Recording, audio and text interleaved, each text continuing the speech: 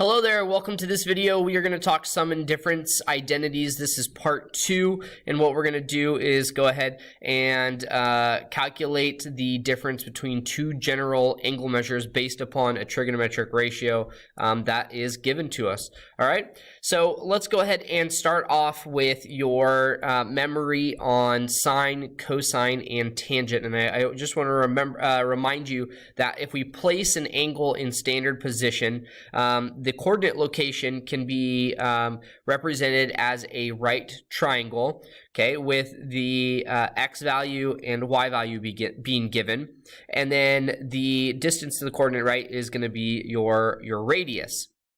So if I want sine or cosine or tangent, I'm just going to use basic SOHCAHTOA trigonometric identities to go ahead and represent those values, okay? And those are given here. Now, if I was missing either my x value or my y value or even whatever that radius is, I can use the Pythagorean theorem, right? A squared plus b squared equals c squared, and in this case, it's just represented as x squared plus y squared equals r squared. So we're going to use our sum and difference identities in these problems, and so here's just a reminder on what the identities are, and just kind of a general reminder, right? Your first angle will be alpha, your second angle will be beta, and based upon the identity in the sine function or cosine function, you'll be using these given identities. So what are the processes that we're going to follow for today's lesson?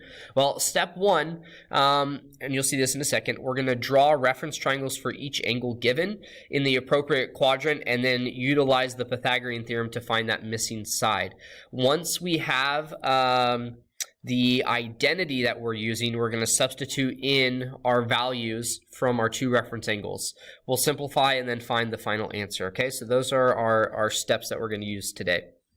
All right, so here is the first problem, and it says given sine of alpha is equal to 5/13, where alpha is between 0 and pi halves, and cosine of beta is equal to -7/25, where beta is between pi and 3 pi halves. They want us to find the exact value of sine of alpha minus beta. Whew! So what they did is they gave us a lot, and this is our ultimate goal. What is sine of alpha minus beta? Okay, so what we need to do is we first need to have some information about alpha and beta. So what I'm going to go ahead and do here is I'm going to kind of draw alpha. And they say that alpha is between 0 and pi/2. Okay, so what they're giving you here is they're giving you a quadrant, right? So I'm going to say, okay, here's quadrant 1, right? Here's 0, here is pi halves. All right, and then I'm given a reference angle, okay? So I'm just going to go ahead and draw a triangle here. Here's my right triangle. All right, and they say sine of alpha. So here is alpha in this quadrant, okay? And sine of alpha is positive 5/13. So sine is opposite over hypotenuse. So 5/13. Okay, that's the information that they gave you from this information here that I highlighted in yellow. Okay, there's your first angle. There's alpha. Okay, we'll come back to it in a second. I want to carry on to beta. Okay, so over here, beta. And what they say is that beta lives between pi and 3 pi/2. Okay, so that would be quadrant 3. Right? Here's pi. Here is 3 pi halves. Well, I tried to do the fraction and the 2 at the same time. Pretty impressive. Okay, so here is beta. Right? Here's my right triangle. Okay, beta. Beta fish. Beta fish.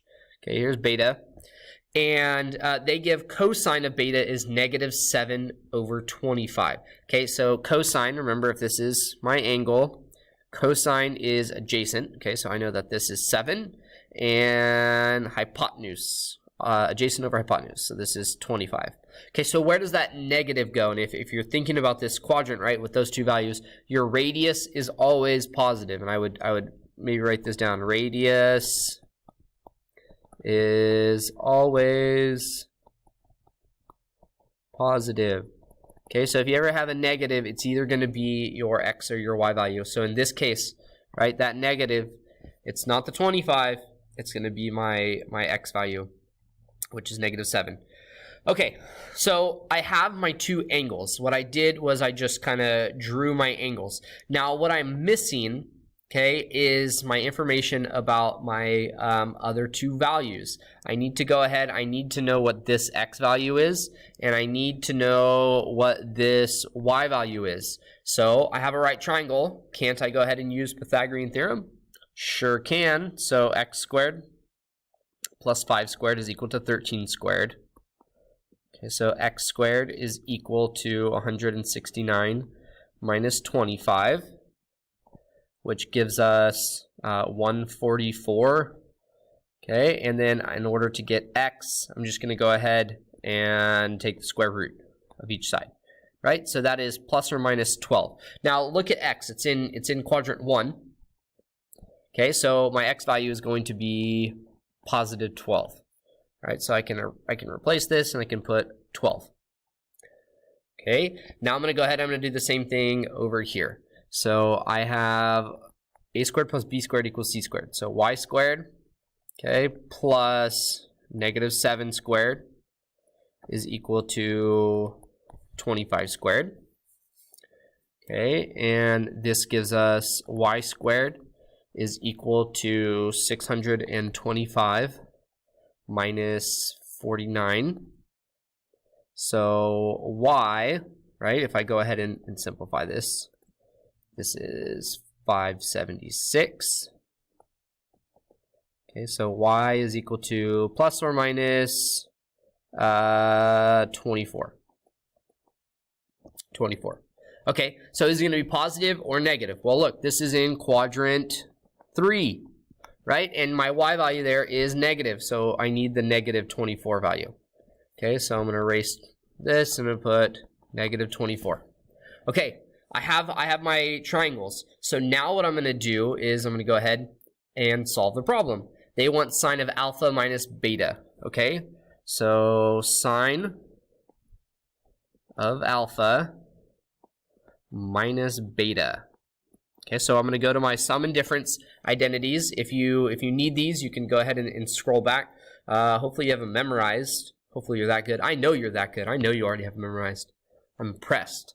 Okay, so this is, let's see if I have it memorized. Sine of alpha cosine beta minus cosine alpha sine beta. Okay, so here's what we're going to do. We're just going to drop in these values. So I'm going to go up here to my first, I'll go up to alpha. Right here's alpha on the left. And I want to know, okay, what is sine of alpha? Hey, that's already given to us. I know that in the initial problem, right, that's 5/13. So I'm going to go ahead and replace this is 5/13, okay, times cosine beta. Okay, so here's beta, and cosine beta, hey, that's also given to us. That was -7/25. And with these problems, you're going to get lucky. One's going to be given to you, so that's good.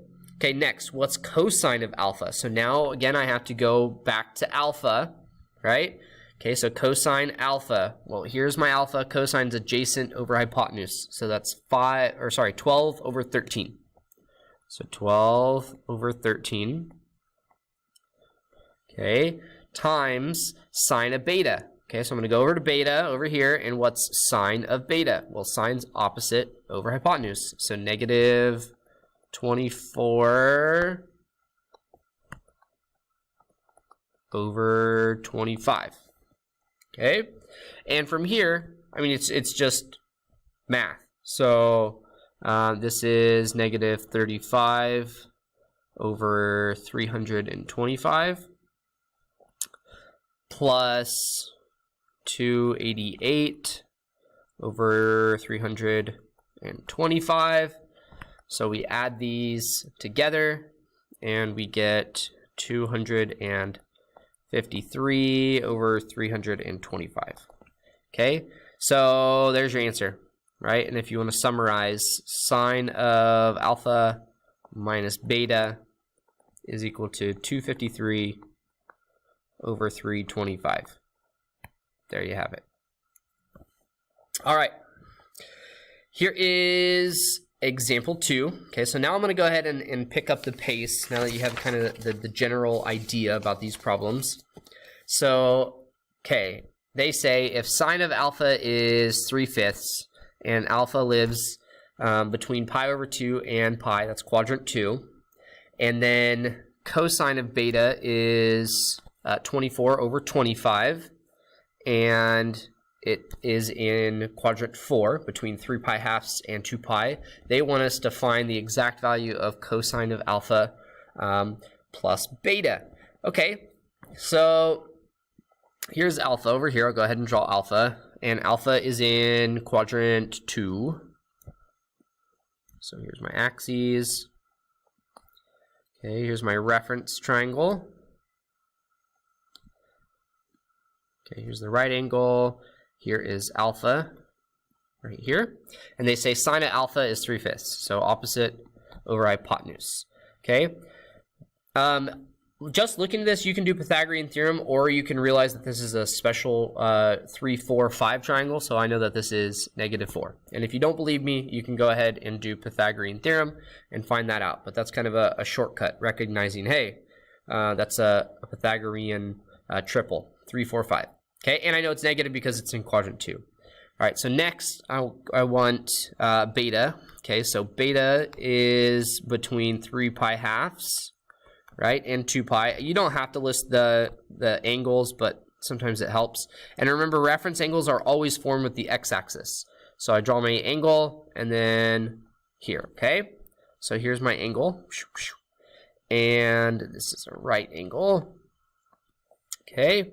And cosine of beta is 24 over 25. So 24 over 25. And what I hope you recognize about these numbers, didn't we just have a 24-25 triangle? So with the Pythagorean theorem, I know that this is going to be -7, right? So that's the good thing about these problems, is sometimes the triples kind of repeat. Okay, all right, so here's our 2 angles, right? This is alpha over here, and this is beta. And what they want us to do is they want us to come up with what is cosine of alpha plus beta. Alpha plus beta. Okay, so I'm going to go ahead and take cosine alpha, cosine beta, minus sine alpha, sine beta. And I'm just going to plug these values in. Okay, so cosine of alpha. Okay, here's alpha. Cosine is going to be -4/5. Okay, times cosine of beta. That was given. That's 24 over 25. 24 over 25.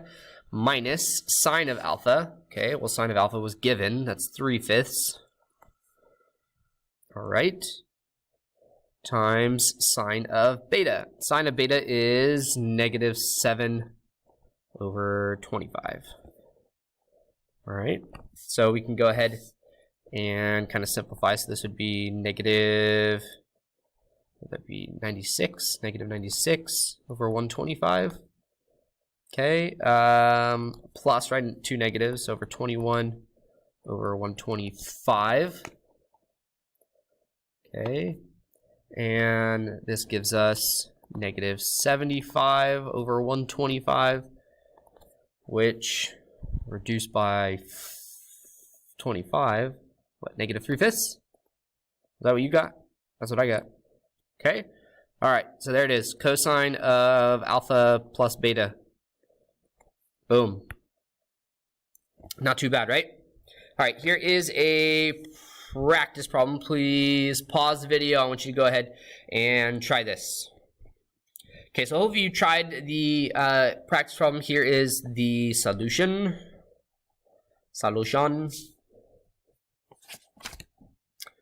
All right. Okay, and here is another practice problem. Please pause the video, try this one. All right, hopefully you paused it. Here is the answer. Okay, I want to go ahead and I want to give you one more example. So here it is, and it's now involving tangent of alpha and tangent of beta. Ooh, they're getting tricky, tricksters. So they say if tangent of alpha is 12/5, there go the lights again, every video. And alpha lives in quadrant 3, right, between pi and 3 pi over 2. And if tangent of beta is -3/4, where beta's in quadrant 4, they want us to find cosine of alpha minus beta. Okay, so let's draw our angles. So alpha will be over here. We are in quadrant 3, it looks like. Right, here is pi. Here's 3 pi over 2. Okay, I have an angle, alpha, and then the reference angle again with your x-axis. So straight to your x-axis. So here's alpha, and they say tangent is 12/5. So opposite over hypotenuse, 12/5. All right, and then beta. Let me go ahead and draw beta really quickly. Beta. Okay, and that's in, looks like quadrant 4. So again, here's my angle. Reference angle is always formed with the x-axis. Okay, and tangent of beta is -3/4. So again, opposite over adjacent. And one of these has to be negative, and it's going to be my y value. Okay, so just like we did before, the one on the right, this is a Pythagorean triple, 3, 4, 5, right? I know that that's going to be a 5. And then the one on the left is also a Pythagorean triple. This happens to be 13. Okay. Oh, you know what I just noticed? This is quadrant 3. Quadrant 3, my x and my y are negative. So they were really tricky there, right? It says it's positive, but it's in quadrant 3, so your x and your y are negative there. Okay. Good catch, Forward. Yeah, thanks. All right. So this is quadrant 4.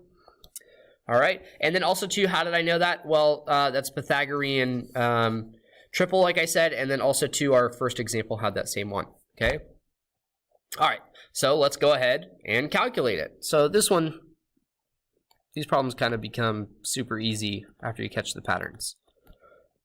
Cosine of alpha minus beta, okay, that's going to be cosine alpha times cosine beta plus sine alpha sine beta. Right, I always know cosines has 2 cosines first, and then the 2 sines, and then it's always the opposite sign. So that's how I memorize it. Okay, and man, we're not lucky. None of these are given, so we're just gonna have to go ahead and calculate these. Cosine of alpha, okay, cosine, that's adjacent over hypotenuse, so -5/13, okay, times cosine beta, again, that'll be +4/5. All right, plus sine of alpha, opposite over hypotenuse, okay, times sine beta. That'd be -3/5. Okay, and simplify. So this would be -20/65 plus 36. 36/65. Okay, and that gives us -16 over +16, Schwarberg, 65. Okay, there you go. There is cosine of alpha minus beta. All right, got this. Here is the last practice problem. Please pause the video. Go ahead and try the next one. Okay, hopefully you paused it. Here is the solution. All right.